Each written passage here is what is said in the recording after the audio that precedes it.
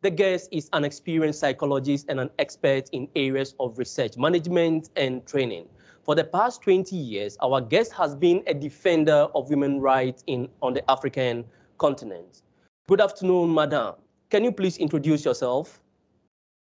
Good afternoon. My name is Iyabo Bassir. I'm a doctor of psychology, a university teacher, graduate of the University of Ibadan, and a member of Zonta International, a leading organization on the rights, empowerment, and betterment of the life of women and children. Okay, thank you, Doc. Now to continue, how do you defend human rights? How do I defend human rights? Yes, I please. campaign Human rights. for equality of women's rights. You know, Yeah. women's rights are human rights. That is to say, women have the same rights as all other people, especially men. I know this is entrenched in our laws. I think there's hardly any country where equality of women is not entrenched in the law because every human being is equal under the law. However, the experiences that we are witnessing now show that women don't actually have equality of opportunity, and hence they don't have equal rights. So we campaign that women's rights as entrenched in our law become what obtains in our society as well. Okay. How do you think that the issue of women rights is relevant in a country like Nigeria, the giant of Africa? Nigeria has a huge population and therefore huge human potential, huge human capacity potential. And of that population, slightly more than 50% are women. So if Nigeria is to achieve its potential in terms of development, obviously we have to harness the potential of women as well. So I think it will always be relevant for that purpose, for that reason. We need to have as much coming from all parts of our society as possible. Bodily integrity, which is inviolability of human body, is considered a women's right. Yet, female genital mutilation remains widespread in Nigeria. According to statistics published on the UNICEF website, the practice exists. State prevalence ranges from 62% in Imo to less than 1% in Adamawa and Gombe. The prevalence of female genital mutilation is the highest in the southeast, that is 35%, and the southwest 30%, and lowest in the northeast 6%. How do you explain that the communities view the practice as a good tradition? Yeah, unfortunately, the issues around this are rooted in myth and in tradition. All around the world now, the rights of women are under discussion. And unfortunately, there has been a sort of reactionary tendency. For instance, the rolling back of rights towards abortion and family planning. Mutilating the human body, no matter whatever you say, whatever you think is the reason for it, the foundation for it, can never be right because every part of the body has its own function. Whether we know it now or we will know it later as science advances, we just need to know that every part of the body has a function. Things off is not beneficial to anybody. But I say that the issue of genital mutilation, which is a traditional practice, is rooted in mythology, because to say that one particular part of the body generates what they call a promiscuity, how do you prove that? It's not scientifically sound to say that. I think because of that, we have to say that it's a myth. It's just a myth. People just believe it. But actually, there's no foundation for that belief. Okay, Doc. Many view women rights activists as agents trying to impose Western idea on the African continent. How do you react to that? Yes, it's a somewhat pervasive belief. But I think that, like many views on the rights of women, is founded in ignorance. If we look at the history of Africa, African women have been prominent. They have been active. In fact, the relegation of women to subsidiary role in our society is a function of colonialism. It's part of the heritage of colonialism.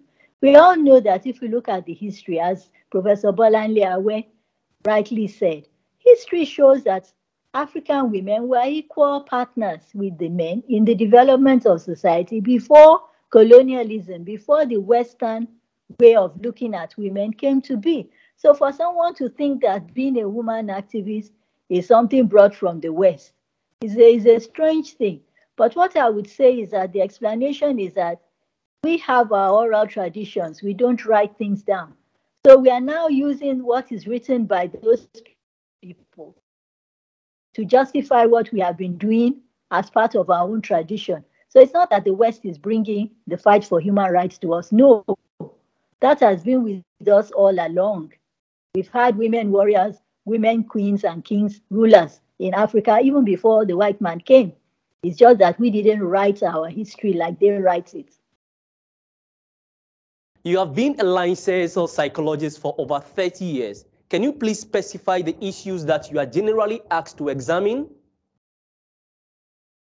As a psychologist, I belong to the division of teachers and researchers.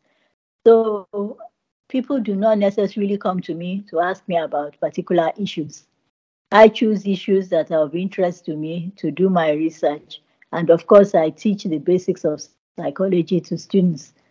So I'm not in the forefront of like psychotherapy, explaining issues like anger. No, people don't come to me for such explanations. In the Western countries, whenever divorce proceedings and child custody battle occur, the matter is often referred to psychologists. What is the situation in Nigeria? I'm not entirely sure what the situation in Nigeria is, but I believe that it's most likely social workers are more involved than psychologists for the simple reason that psychologists are not that many. I don't really know what the processes of divorce are. So I would like to just say I believe that they may be involved, but I'm not sure. Okay. To continue, are psychologists in Nigeria compelled to work for the government, educational institutions, or is it possible to have a private practice and advise private individuals? Oh, yes, it's entirely possible. It's regulated by law. The practice, the registration is regulated by law, but you are entitled to practice according to your profession, according to your qualifications.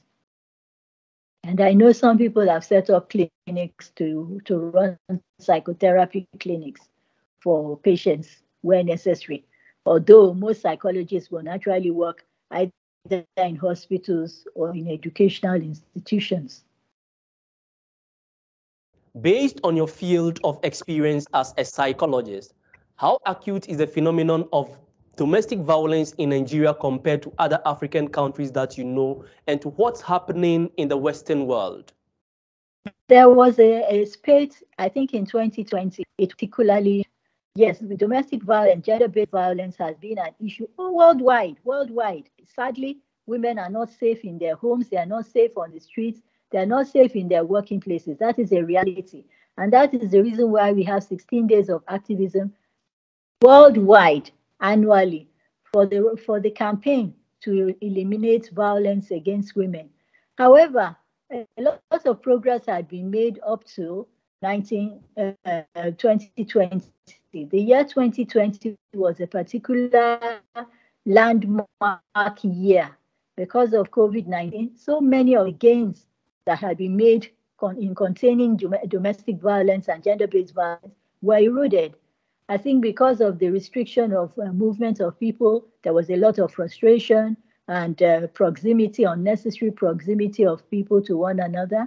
And then the restriction of economic activities led to a lot of violence, a spate of violence worldwide. It's not just in Africa, not just in Nigeria. I don't think Nigeria is a special case, but the case in 2020 was that serious that Women Manifesto, which is a coalition of women rights activists in Nigeria, declared an emergency on rape. It was that bad in that year. Subsequently, there has been slight improvement, and we hope that that improvement will continue. Based on this explanation, which solutions can a psychologist offer to couples who are experiencing this problem in their household? Well, psychologists have the ability, the capability to teach people how to manage interpersonal conflicts, to improve communications, to work out the needs of each party, to educate people about the need to offer something to gain some kind of resolution, which is not violence, to divert energies to more beneficial means of action. And I think that, as time goes by, people will turn more to psychologists to help them to resolve those interpersonal conflicts that lead to violence, especially within the home and the family. Okay, Doc, before I take a leave of you, do you have any last words for our viewers? I'm happy to speak to everybody, even though I cannot see you. Um, I am happy and pleased and grateful to be considered a specialist to talk to people about women's rights. Women's rights are just human rights. By a woman becoming equal, doesn't mean that she takes anything away from the man. It doesn't. Equality just means we are all the same. And it's helpful to everybody because if you are a man, you must be a son. You must be a father. You must be a brother. You must be. Why don't you want to be equal? Okay, thank you, Dr. Iyabo Bassir, for having made time out of your busy schedules to respond to the questions of Gulf TV Africa. Well, viewers, that concludes this interview on women's rights in Nigeria. I am Winfred Menu Asamoah, and thanks for your time, and do continue watching Gulf TV Africa.